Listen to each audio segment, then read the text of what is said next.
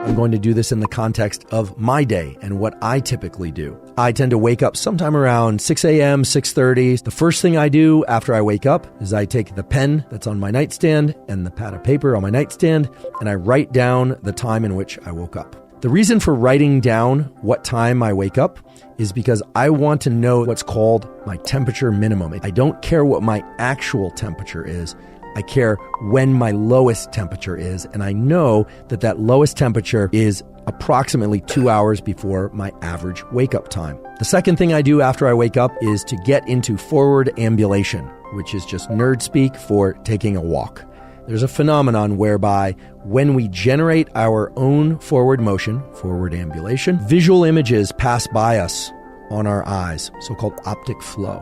Experiencing visual flow has a powerful effect on the nervous system. The effect it has is essentially to quiet or reduce the amount of neural activity in this brain structure called the amygdala. The amygdala is part of the network in the brain that generates feelings of fear and threat and anxiety. It does a bunch of other things too, but that's one of its primary functions. Forward ambulation, walking or biking or running, and generating optic flow in particular, has this incredible property of lowering activity in the amygdala and thereby reducing levels of anxiety. That walk is a particularly important protocol each day because it really serves to push my neurology in the direction that I'd like it to go, which is alert but not anxious. I want to have a high degree of focus and alertness because I'm soon going to move into a bout of work. I need to lean into the day. So in order to do that, I make sure that the walking is done outdoors. I do it outdoors because I also want sunlight in my eyes. Getting sunlight in your eyes first thing in the morning is absolutely vital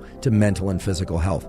Even if there's cloud cover, more photons, light information, are coming through that cloud cover than would be coming from a very bright indoor bulb. So getting outside for a 10-minute walk or a 15-minute walk will basically ensure that you're getting adequate stimulation of these neurons in the eye that are called the melanopsin intrinsically photosensitive ganglion cells. These are neurons that convey to the brain that it's daytime and it's time to be alert. And it sets in motion a huge number of biological cascades within every cell and organ of your body, from your liver to your gut to your heart to your brain. Early in the day, we experience a natural and healthy bump in a hormone called cortisol and promotes wakefulness. It actually promotes a healthy immune system. It's very important that that pulse of cortisol arrive early in the day. That pulse of cortisol is going to happen once every 24 hours, no matter what. It's going to happen, and you get to time it. How do you time it? Primarily by when you view bright sunlight. You can combine it with the forward ambulation with the walk and the optic flow that I talked about before. So now we have a first protocol, which is to write down the time of day that you wake up. The second protocol is to take a walk first thing in the morning. And the third protocol is woven in with that walk, at least for me, which is to get that sunlight exposure. I'm a big believer, based on quality peer-reviewed data, that hydration is essential for mental performance. As many of you know, neurons require ionic flow. What that means is neurons need sodium, they need magnesium, and they need potassium in order to function. We do tend to get dehydrated at night. I try and make sure that I'm hydrated early in the day before I begin any work. So I make myself drink this water with a little bit of sea salt. How much sea salt? If you really want to get detailed, I suppose it's about half a teaspoon. It's not much. At that point, I start craving caffeine, but I don't drink that caffeine yet. I purposely delay my caffeine intake to 90 minutes to 120 minutes after I wake up. The reason for delaying caffeine intake 90 minutes to 2 hours after waking is I want to make sure that I don't have a late afternoon or even early afternoon crash from caffeine. Delaying caffeine to 90 minutes to 2 hours optimizes this relationship between adenosine and wakefulness and sleepiness in a way that really provides a nice, consistent arc of energy throughout the day and brings energy down as I'm headed toward sleep and falling asleep. My primary objective early in the day is to get into a mode of being focused yet alert so that I can get work done. I found that the best way for me to achieve that state is through fasting. So I don't eat anything until about 11 a.m. or 12 noon. Fasting increases levels of adrenaline, also called epinephrine, in the brain and body. And when our levels of epinephrine and adrenaline are increased, we learn better, we can focus better. You don't want epinephrine, aka adrenaline, too high. That feels like stress and panic.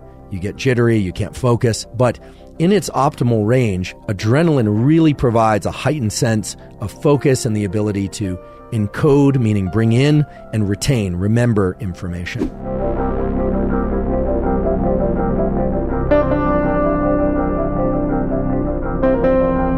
Next, I want to talk about what I'm doing while I'm working. A couple of things for optimizing workspace that are grounded in neuroscience and physiology. I've talked before about the fact that when our eyes are directed upward, it creates a state of heightened alertness. And this has a relationship to the brainstem neurons that create alertness and their control over the muscles of the eye and, believe it or not, the eyelids. Try and position your screen or your tablet, whatever device you happen to be working on, at least at eye level and ideally slightly higher. Most people are looking down at their computer or tablet or are angling their eyes at their screen at about 30 degrees. When we look down, when our eyelids are slightly closed, it tends to decrease our levels of alertness and increase our levels of sleepiness. So we're now at the description of my day and these protocols in which I would do a 90-minute bout of work. Now, why 90 minutes? Well, the brain is going through these 90-minute so-called ultradian cycles throughout the entire day and night. Every 90 minutes, we shift over from being very alert to being less alert and then back to alert again. Here's how it works. At the start of one of these 90-minute ultradian cycles, my brain is not quite engaged in whatever it is I'm trying to do. But I set a timer for 90 minutes and I try and get a strong bout of work done inside of that 90 minutes with the full understanding that the entire 90 minutes is not going to be uniform in terms of my ability to focus. So the goal is to get into what I call the tunnel, to really get into a tunnel of quality work. The brain loves that state, but it's very hard for many of us to access. My phone is absolutely off. It's not on airplane mode. It's absolutely off during this time. In addition, I use low-level white noise.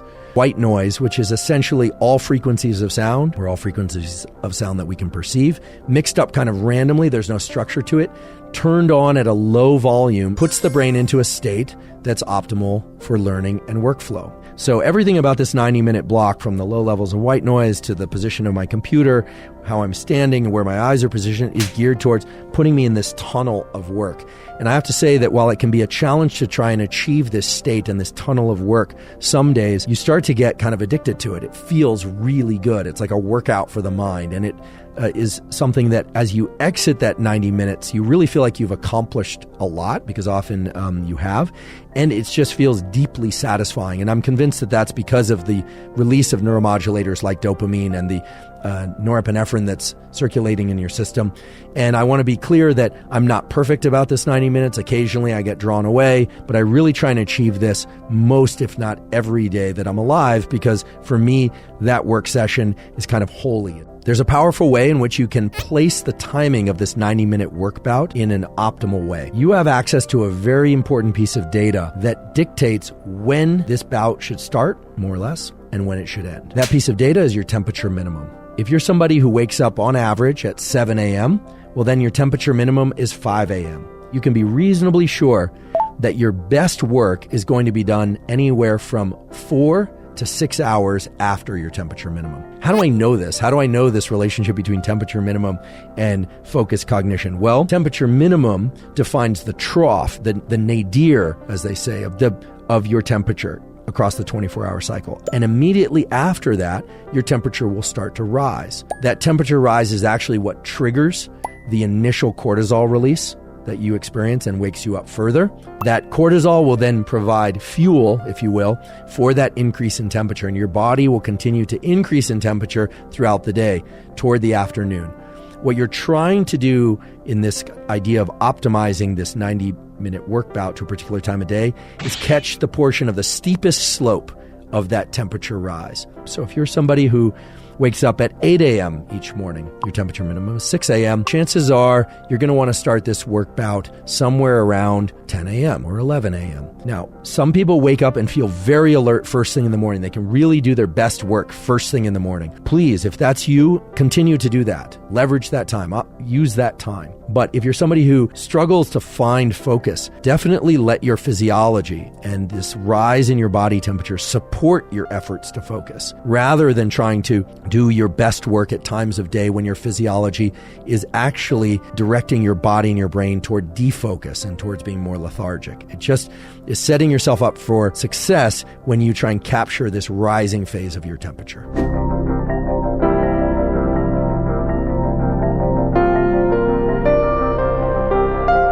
Data going back to the 1990s supports the idea that physical movement of particular kinds can support brain health and brain function, both in the immediate term and in the long term. So after I've finished a bout of work, this 90-minute bout of work, I force myself to do some sort of physical exercise that is going to be supportive of my brain health and brain function and organ health and bodily function in general. Now, there are various forms of physical activity, or what we call exercise, but those can generally be batched into two categories.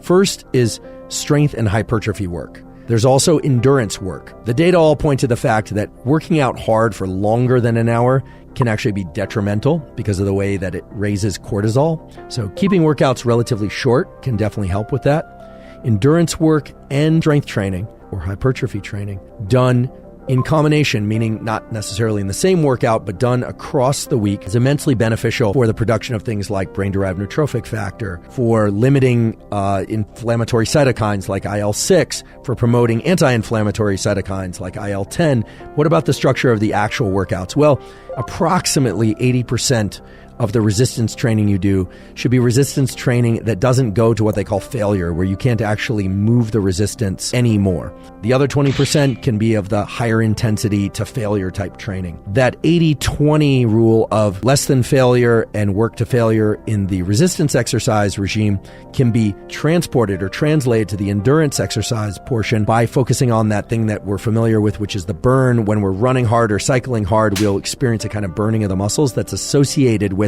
the lactate system. And actually the lactate system is its own form of fuel for the brain. And so there's increasing interest in pushing past that lactate threshold for small portions, 20% or so of endurance work in order to support brain health and function. So on any given day, I finish that work block and I train. I do some sort of resistance or endurance training. I put those on alternate days, or different days rather. So we've now talked about the arc that spans all the way from waking to a morning bout of focused work to physical training.